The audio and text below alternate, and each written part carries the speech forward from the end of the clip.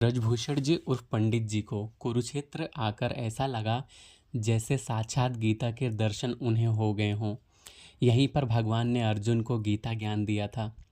इसी हवा में उनकी आवाज़ गूंजी होगी, इसी मिट्टी ने उनके पैरों को छुआ होगा। यह सोचकर ही उनका मन खुशी से झूम रहा था। उनके साथ हैं सभी लोग और सरला जी भी बहुत खुश थे। उनका ये टूर हर तरह से उनके लिए बहुत अच्छा रहा था। ओल्ड एज में इंसान का मन छोटे बच्चों की तरह हो जाता है। कोई भी नई बात बहुत खुशी देती है। आज टूर का अंतिम दिन था। कल सुबह उन्हें वापस लौटना था। शाम को सब लोग होटल के गार्डन में बैठे चाय का मज़ा ले रहे थे। होटल का मैनेजर बहुत अच्छे नेचर का था। अक्सर इन लोगों से बातचीत करने आ जाया करता था। उसका नाम अक्षय था और उम्र लगभग 40 बरस की। बोलने में बहुत मीठा, दिखने में प्रेजेंटेबल, जैसा कि उसके प्रोफेशन में ज़रूरी भी है। आज भी वो अपने काम से फ्री होकर इन लोगों के पास आ गया था। पंडित जी के बारे में तो उसे शर्मा जी ने बता ही दिया था कि गीता ज्ञान के बहुत बड़े विद्वान हैं, और उनके ब्लॉग के बारे में भी बता दिया था। उसने इस दौरान ब्लॉग की 2 पोस्ट पढ़ी और काफ़ी इम्प्रेस हुआ था। अक्षय को पता था कि ये लोग कल चेक आउट कर रहे हैं, इसलिए वो आज टाइम निकालकर उनके पास आया था। दरअसल उसे गीता ज्ञान को लेकर अपने कुछ डाउट्स क्लियर करने थे और इसीलिए उसने दिन में ही पंडित जी से टाइम ले लिया था। अक्षय ने पंडित जी से पूछा कि क्या वो गीता ज्ञान से रिलेटेड अपनी क्वेरीज पूछ सकता है। पंडित जी ने बहुत खुशी से कहा कि क्यों नहीं, अगर उनकी नॉलेज में हुआ तो अभी जवाब दे देंगे, नहीं तो घर पहुंचकर आराम से गीता में ढूंढकर बता देंगे। वैसे तो ऐसा कोई भी सवाल नहीं है जिसका जवाब गीता में ना हो। अक्षय के पास जैसे सवाल पहले से तैयार थे। सवाल भी दरअसल सवाल ना होकर सिचुएशन थी जिनमें क्या किया जाए, क्या किया जाना चाहिए, उसे यह सब जानना था। पहले सिचुएशन कुछ इस तरह से थी। अक्षय के कोई जानने वाले बहुत पैसे वाले हैं। सोसाइटी में जिन चीज़ों का होना बहुत बड़ा होने की निशानी मानी जाती है, वो सब उनके पास है। पैसे, प्रॉपर्टी, हाई प्रोफाइल, लोगों में उठना बैठना वगैरह वगैरह। दुनिया भर के नौकर चाकर भी घर और ऑफिस में थे। उस फैमिली के लोग दान पुण्य भी खूब किया करते थे। फिर उस घर में एक नॉर्मल मिडिल क्लास फैमिली की लड़की की शादी हुई। ये एक अरेंज मैरिज थी, क्योंकि जिस लड़के से शादी हुई वो एकदम आवारा किस्म का था। किसी भी अच्छे घर के लोग उस लड़के को अपनी बेटी ना देते, लेकिन यहाँ मामला पैसे की लालच और थोड़ा बहुत प्रेशर बनाकर निपटाया गया। लड़की के भाई ने अपने पिता से झगड़ा भी किया, लेकिन कलयुगी पिता ने अपनी बेटी को अपने हाथों ही नर्क में ढकेल दिया। और उस लड़की के बुरे कर्म कहें या जो भी, उसके पति ने उस बेचारी का जीना मुश्किल करके रख दिया। रोज़ रोज़ की मारपीट से तंग आकर जब एक दिन उसने विरोध से मुंह खोला तो उसका गला दबाकर उसकी आवाज़ को हमेशा के लिए बंद कर दिया गया। अब लड़की के माँ बाप भी क्रोध होकर चुप हो गए, लेकिन उसका भाई अपनी बहन की हत्या के लिए न्याय चाहता है। सब उसे समझा रहे हैं कि जाने वाली तो चली गई, लेकिन अगर उसने आवाज़ उठाई तो उसकी भी जान मुश्किल में पड़ सकती है। अब आप बताइए पंडित जी कि उसे क्या करना चाहिए। क्या उसे अपनी बहन की मौत को उसके कर्मों का फल समझकर भूल जाना चाहिए, या उसके लिए न्याय की लड़ाई लड़नी चाहिए। पंडित जी ने बहुत आराम से अक्षय के इस प्रश्न का उत्तर दिया। देखो अक्षय, उस लड़की के साथ जो हुआ वो उसका कर्म फल हो सकता है, लेकिन अगर हम उसके साथ हुए अन्याय को देखकर यह सोचकर चुपचाप बैठ जाएंगे कि उसके कर्मों का फल मिल गया है, तो हम अपने बुरे कर्मों के खाते में एक बुरा कर्म जोड़ लेंगे। क्योंकि सब कुछ जानते समझते हुए भी अन्याय के खिलाफ कुछ ना करना भी एक बुरा कर्म ही माना जाता है। भगवान श्री कृष्ण ने गीता में लोगों की कैटेगरीज बताई हैं। जिस रिच फैमिली की आप बात कर रहे हैं वो किसी कैटेगरी में आती है। उसके लिए आप ये श्लोक सुनिए।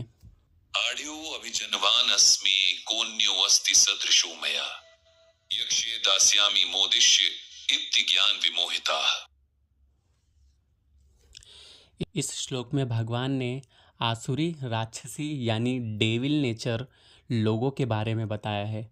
भगवान श्री कृष्ण कहते हैं कि आसुरी स्वभाव वाले मनुष्य सोचते रहते हैं कि मैं सबसे धनी हूँ, मेरा संबंध बड़े कुलीन परिवार से है, मेरे समान अन्य कौन है, ये यज्ञ करूँगा, दान दूंगा और इस प्रकार मैं जीवन के मज़े लूँगा। इस प्रकार आसुरी स्वभाव वाले मनुष्य अज्ञानवश मोहग्रस्त रहते हैं। इसे सिंपल वर्ड्स में ऐसे समझो कि जिस इंसान को अपने धन और पोस्ट की ईगो में यह याद नहीं रहता कि भगवान के लिए सब बराबर हैं, सबके पाप और पुण्य का हिसाब लिखा जा रहा है, फिर चाहे कोई अमीर से अमीर हो या गरीब से गरीब, जिस इंसान को लगता है कि उसके दान देने से उसके पाप का रिजल्ट कम हो जाएगा, ऐसे लोग राक्षसी प्रवृत्ति यानी डेविल नेचर के होते हैं। और उन्हें ज़रा सा भी नॉलेज नहीं होता है कि जिस लड़की को मारा गया वो ऐसे ही लोगों के साथ थी। इसमें हो सकता है कि उसके पिछले कर्मों का कंट्रीब्यूशन हो, लेकिन उसकी हत्या के खिलाफ सिर्फ उसके भाई को ही नहीं, पूरे समाज को आवाज़ उठानी चाहिए। अन्याय को सहन करना और उसे देखते हुए कुछ भी ना करना भी अन्याय करने जितना ही पाप है। पंडित जी के इस जवाब से अक्षय बहुत सेटिस्फाइड हुआ। फिर उसने अपना अगला डाउट पंडित जी को बताया। डाउट ये है कि उसका एक दोस्त पिछले कई साल से गवर्नमेंट जॉब की प्रिपरेशन कर रहा है, बहुत मेहनत करता है, कोई भी कसर उसने नहीं रखी है, लेकिन उसका सिलेक्शन नहीं हो पा रहा। वो गीता में बहुत विश्वास रखता है, कर्म करो फल की इच्छा मत करो वाले गीता ज्ञान पर उसे बहुत भरोसा है। लेकिन जब इतने सालों की मेहनत के बाद भी उसका सिलेक्शन नहीं हो पाया, तो क्या उसे अब गवर्नमेंट जॉब के अलावा कोई और ऑप्शन नहीं देख लेना चाहिए? पंडित जी ने यह सिचुएशन भी बहुत गौर से सुनी और समझी।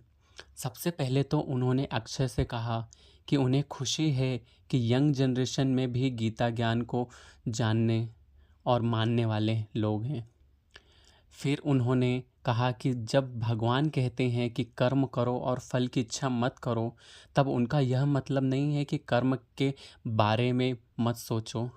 अगर किसी को ड्राइविंग करनी नहीं आती है, तब उसे ड्राइविंग करने से पहले उसे सीखना ज़रूरी है, ना कि बिना सीखे ड्राइविंग करना। ये सोचकर कि भगवान ने कहा है कि कर्म करो और फल की इच्छा मत करो। आपके दोस्त को अपने कर्म के बारे में तो सोचना ही होगा। अगर पूरी मेहनत के बाद भी फल नहीं मिल रहा है, अब कर्म को दूसरी तरह से प्लान करना होगा। बेशक उसे करते हुए फल की चिंता नहीं करनी है, उन्हें सेल्फ एनालिसिस करके अपना कर्म तय करना है, पर फिर उसमें अपनी पूरी मेहनत करनी है। ऐसा करने से उन्हें सफलता ज़रूर मिलेगी। पंडित जी के इस आंसर से भी अक्षय को खुशी हुई।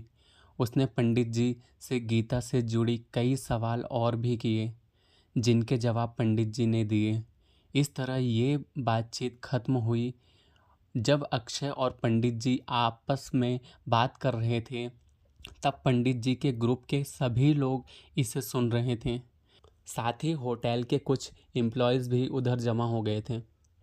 सब हैरान थे कि गीता की धरती में जन्म ना लेकर भी कोई गीता ज्ञान के बारे में इतना कैसे जान सकता है। जब अक्षय पंडित जी के पास से जाने को हुआ, तब तब पंडित जी ने उससे कहा कि उसके सवालों और ऑब्जर्वेशन से वो बहुत खुश हैं। आज की जनरेशन बहुत ज़्यादा मटेरियलिस्टिक है। ऐसे में अक्षय का गीता ज्ञान में इतना इंटरेस्ट लेना उन्हें बहुत अच्छा लगा।